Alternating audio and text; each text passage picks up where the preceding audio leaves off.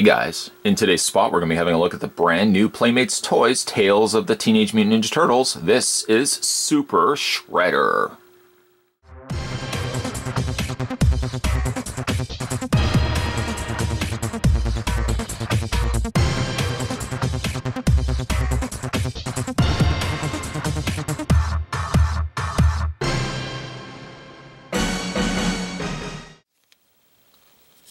Grabbing the old tape measure. Super Shredder doesn't stand at a very super height. In fact, he only stands a little over 5 inches tall. I wouldn't necessarily say he comes with one accessory, but he does come with one thing that's in the package along with him, and that's just an extra blade that goes, this row of spikes that sticks out from the back of his torso. Plugging it into place, you might find yourself periodically going back and replacing this because it does seem to want to pop off fairly frequently. I will get the one glaring thing out of the way for this particular figure. While he is super, I would not say he's the Super Shredder from size. I mean, from a size standpoint, he's pretty small. And that could be one thing that I would say that I wish Playmates could have done a little bit differently for a figure like this. To call him Super Shredder, let's do some size comparisons here. We'll bring in, say, the likes of a regular Michelangelo and Donatello, that you can see, really, he's not that super at all. He should have been really a lot taller, at least about there.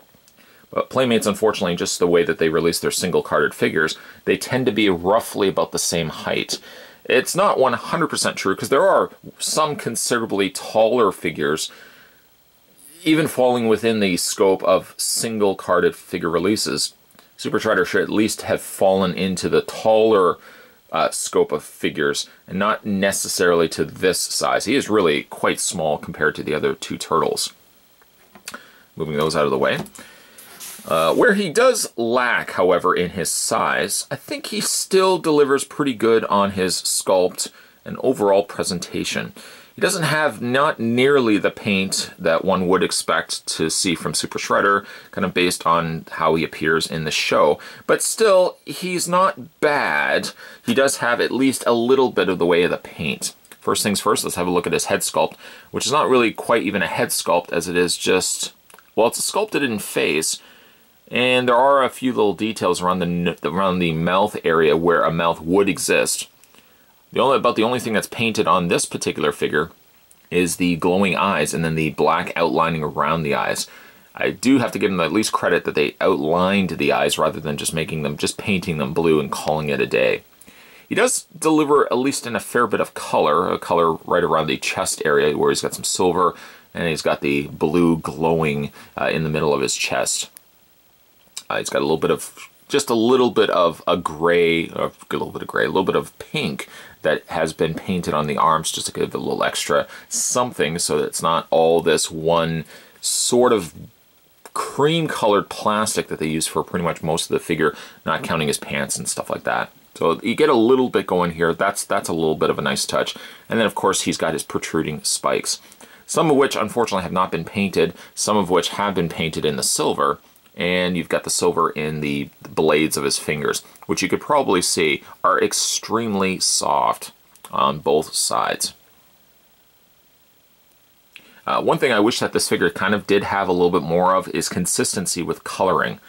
Again, the coloring is not bad, it's fairly accurate, but then it seems like it slightly misses its mark in some regards. I do like the shredded cape that they've got on the back of the figure, and we can just kind of lift that up to show you the sculpting.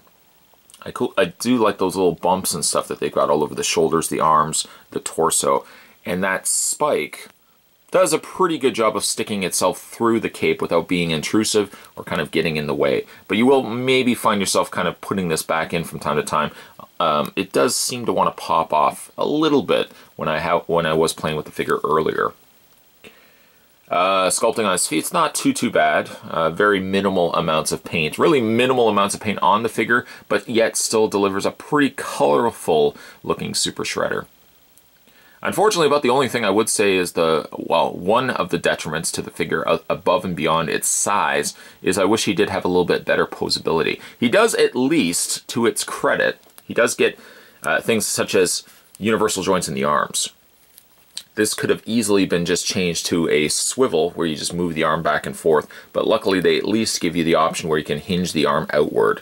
The hands also can be rotated, and you don't have to, of course, worry about pricking yourself because the blades here from his hands are fairly soft.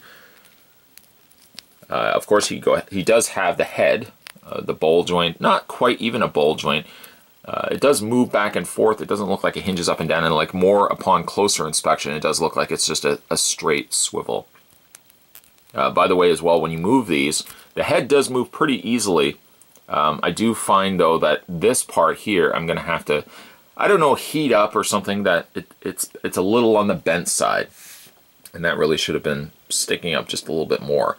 Could have been more of a durable plastic instead of using rubber, because rubber, of course, survives a little bit longer, the softer plastic, but the downside to it is it gets extremely warped very fast.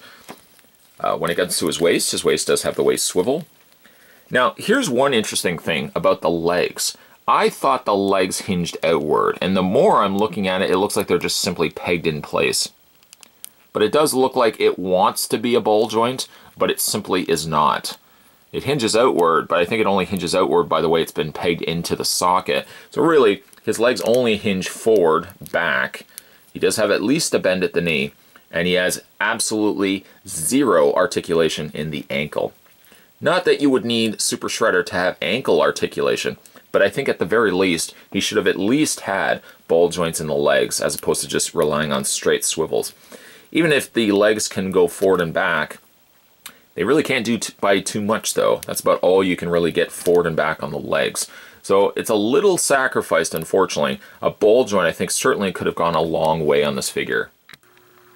In the Nickelodeon Teenage Mutant Ninja Turtle cartoon, the Super Shredder is such an imposing force that unfortunately I feel like this figure slightly falters, I think, with delivering that in a plastic treatment. The sculpt is decent enough, but I think the paint just doesn't really hit the right marks that I would expect for a Super Shredder. Like, the mask is okay, but it really could have used some extra dry brushing or some depth to the face, because he has a very distinct look in the cartoon that I find the face sculpt just slightly misses its mark. As well as some of those blue veins that he has also in the cartoon, unfortunately get completely omitted in this figure, where really about the only glowing aspect of this figure is kind of really in the inner area of its torso. But I think the biggest strike that this figure really has is its size. He is quite considerably tall and larger than the other turtles in the cartoon, that releasing this guy really as a basic figure release, I think, is really where this figure's biggest detriment is. This figure really needed to be a deluxe or even a bigger figure than that. The figure should have at least been twice the size that the regular Teenage Mutant Ninja Turtles are. So for that reason, I like the figure, but I feel like the figure could have been a lot better. Today we were having a look at the brand new Playmates Toys Teenage Mutant Ninja Turtles. This was actually the Tales of the Teenage Mutant Ninja Turtles, and this was a less than stellar outing for Super Shredder. If you guys want to check out more videos for the Teenage Mutant Ninja Turtle line, I've got a playlist designated specifically to the Turtle Brothers and all the toys that have been released. So if you want to go back and check out some of the older videos, by all means go back and check that playlist out, and you can watch those videos at your viewing pleasure. And certainly make sure as well you hit that little subscribe button down below, as then you'll never miss a beat when it comes to future videos coming onto this channel as well. As always, guys, thanks for watching as you always do. I'll see you next time.